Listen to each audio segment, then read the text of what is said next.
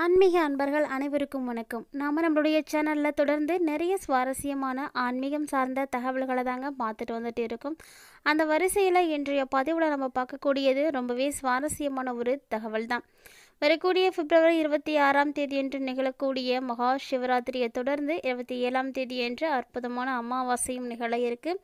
இந்த அமாவாசைக்கு அப்புறமா நிறைய கிரகங்களுடைய மாற்றங்களும் உருவாகுது. இதன் அடிப்படையில் என்ன மாதிரியான பலன்களை எல்லாம் மேசராசினியர்களாக நீங்கள் அடைய போகிறீங்க, என்னென்ன விஷயங்களில் கவனமாக செயல்படணும் அப்படின்றத எல்லாத்தையும் தான் தெளிவாக இந்த பதிவோட நம்ம தெரிஞ்சுக்க போகிறோம். வீடியோக்குள்ளே போகிறதுக்கு முன்னாடி நீங்கள் இன்னும் நம்ம சேனலை சப்ஸ்கிரைப் பண்ணாமல் இருக்கீங்க அப்படின்னா மறக்காமல் சேனலை சப்ஸ்கிரைப் பண்ணிக்கோங்க. கூடவே பக்கத்தில் இருக்கிற பெல் ஐக்கானையும் கிளிக் பண்ணிக்கோங்க. அப்போ தான் நாங்கள் போடக்கூடிய வீடியோக்கள் எல்லாமே உங்களுக்கு நோட்டிஃபிகேஷனாக உடனுக்குடன் வந்தடையும். நீங்களும் பார்த்து பயன்பெறலாம். வாங்க வீடியோக்குள்ளே போகலாம். பொதுவாகவே அமாவாசை அப்படிங்கிறது ரொம்பவே நல்ல நாளுங்க. இந்த நாளில் முன்னோர்களை வழிபாடு செய்தோம் அப்படின்னா நமக்கு நல்ல ஒரு பலன்களானது கிடைக்கும். பொதுவாக முன்னோர்களுக்குன்னு உரிய ஒரு நாள் அப்படின்னா இந்த நாளை தான் சொல்லுவோம்.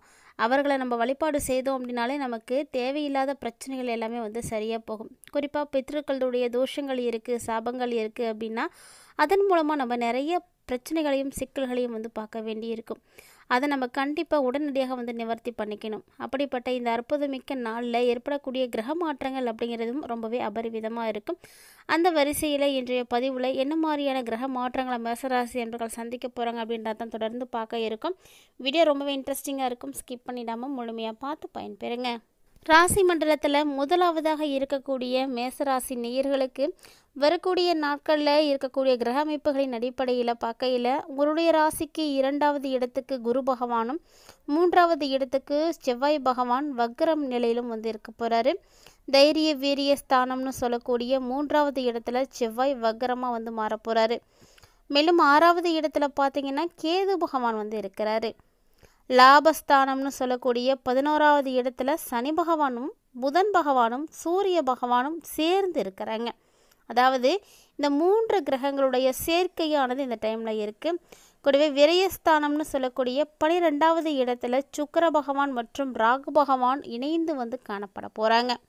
அதோடு இந்த நாட்களில் சுக்கிரனும் உச்சத்தில் இருக்கிறாருங்க. ஸோ சுக்கிரன் இந்த காலகட்டங்களில் வக்கரமாக இருக்கக்கூடிய நிலையில் என்னென்ன மாற்றங்கள் ஏற்படுது அப்படின்னா நிறைய மாற்றங்கள் ஏற்பட இருக்குது. பொதுவாகவே சுக்கிரன் அப்படின்றவர் ஒரு சுப கிரகம். குரு பகவானுக்கு அடுத்து இருக்கக்கூடிய சுப கிரகம்னா அது சுக்கிரன் மட்டும்தான். சுக்கிரன் அப்படின்னாவே அழகு, ஆடம்பரம், செல்வாக்கு, மகிழ்ச்சி, இன்பம் இப்படி எல்லாத்துக்கும் காரணியாக இருக்கக்கூடியவர். ஸோ அவர் உச்சம் பெற்று இருக்கக்கூடிய இந்த காலகட்டங்களில் நிறைய மாற்றங்கள், அதாவது நல்ல நல்ல பலன்கள் எல்லாம் இருக்க போகுது. லாபஸ்தானத்தில் போய் பார்த்திங்கன்னா சூரியன் இருக்கிறாரு.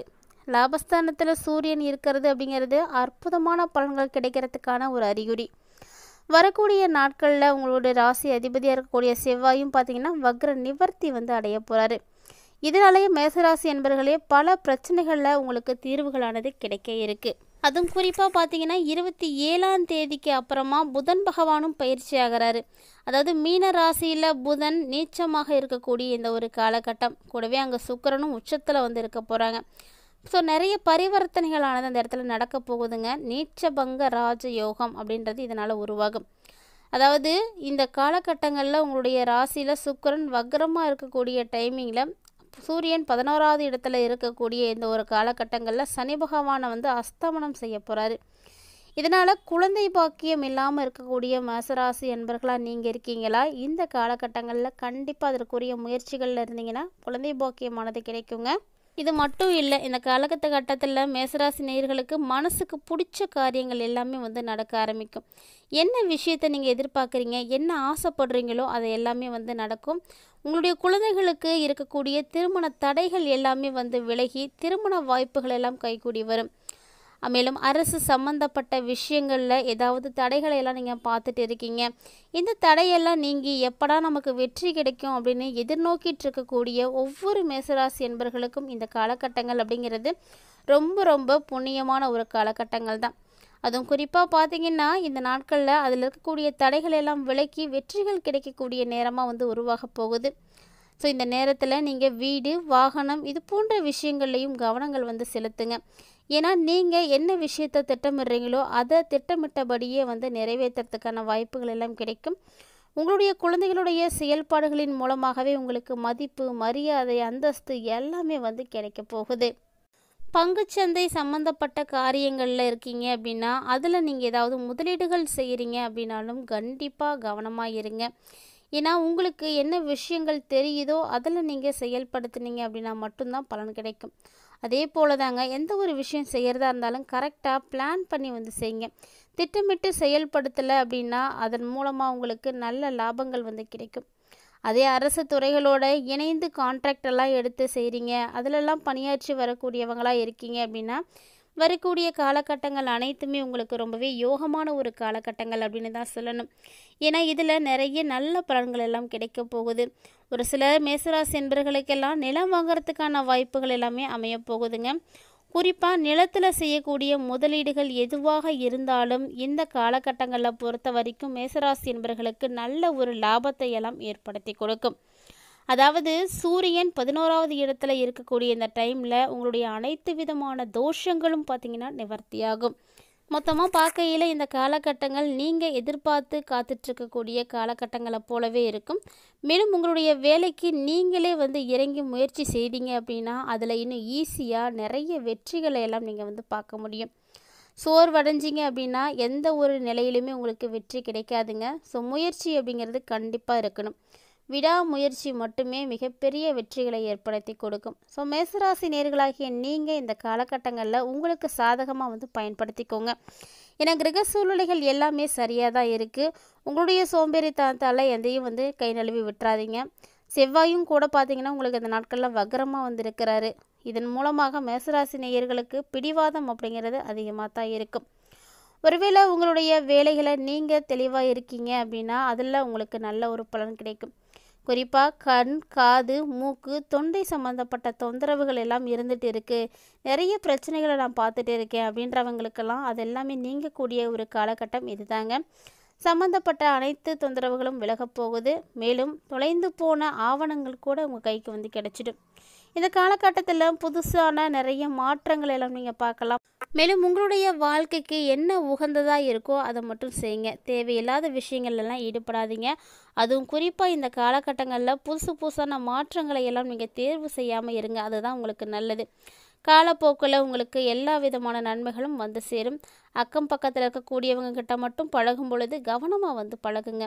கோபம் வருது அப்படின்றதுக்காக எல்லார்ட்டையும் வந்து கோபத்தை காட்டக்கூடாதுங்க. உங்களுடைய கோபத்தை குறைச்சிக்கிறது நல்லது தான். மேலும் இந்த டைமில் உங்களுடைய தன்னம்பிக்கையும் பார்த்திங்கன்னா அதிகரிக்க ஆரம்பிக்கும். நிதானம் பிறக்கக்கூடிய ஒரு நேரம் அப்படின்னு சொல்லலாம். பணியிடத்தில் சின்ன சின்ன சங்கடங்கள் அப்படிங்கிறது உங்களுக்கு வந்துட்டு தான் போகும்.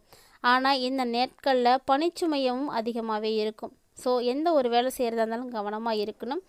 பணிச்சுமை அதிகமாக இருக்குது அப்படிங்கிறதுக்காக இதெல்லாம் செய்யாமல் இருந்துடாதீங்க. ஏன்னா அதற்கு ஏற்ற வருவாயும் உங்களுக்கு இருக்குது.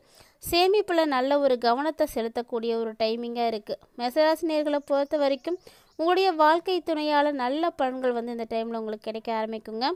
தொழில் செய்யக்கூடிய பார்ட்னர்களோட விவாதங்கள், சண்டைகள் இதெல்லாம் வந்து தவிர்த்துக்கோங்க. அதுதான் நல்லது. வெளிநாடு, வெளிமாநில பயணங்கள் எல்லாமே உங்களுக்கு சாதகமாக இருக்கும். அதே நேரம் விரயம் ஏற்படுவதற்கு நிறைய வாய்ப்பெலாம் இருக்குது. ஸோ அதெல்லாம் கவனமாக பார்த்துக்கோங்க. மன நிம்மதிக்கு உங்களுக்கு கிடைக்கணும் அப்படின்னா அருகில் இருக்கக்கூடிய தட்சிணாமூர்த்தி கோவிலுக்கு போய் நீங்கள் ஒரே ஒரு நெய் தீபம் ஏற்றி வழிபாடு செய்துட்டு வந்து பாருங்கள். உங்களுடைய சங்கடங்கள் எல்லாமே நீங்கி மிகப்பெரிய சாதனைகளை படைக்கக்கூடிய காலகட்டங்கள் எல்லாம் உங்களுக்கு உருவாக ஆரம்பிச்சிட்டு, எப்போதுமே இது போன்ற எளிமையான பரிகாரங்கள் குறிப்பாக ஆன்மீக ரீதியாக நீங்கள் செய்கிறீங்க அப்படின்னா அதில் முழுக்க உங்களுக்கு நம்பிக்கை அப்படிங்கிறது இருக்கணும். நம்பிக்கை இல்லாமல் நீங்கள் எந்த ஒரு விஷயம் செய்தீங்க அப்படின்னாலுமே அதில் உங்களுக்கு வெற்றி அப்படிங்கிறது கிடைக்காது. அதனால் ஆன்மீக ரீதியாக நம்பிக்கையை முதல்ல வந்து வைங்க.